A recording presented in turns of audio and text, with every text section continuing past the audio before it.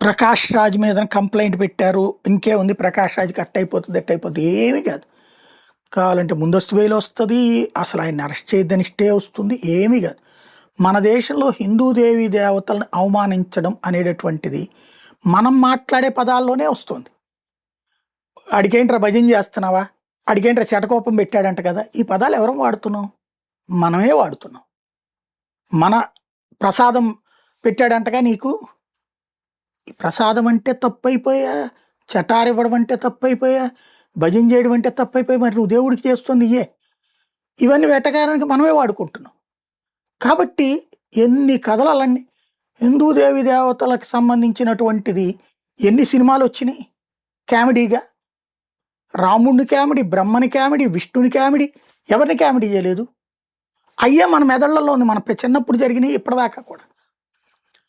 దాన్నే ఇప్పుడు ప్రకాష్ రాజ్ లాంటి వాళ్ళు వాడుతున్నారు మన మీద.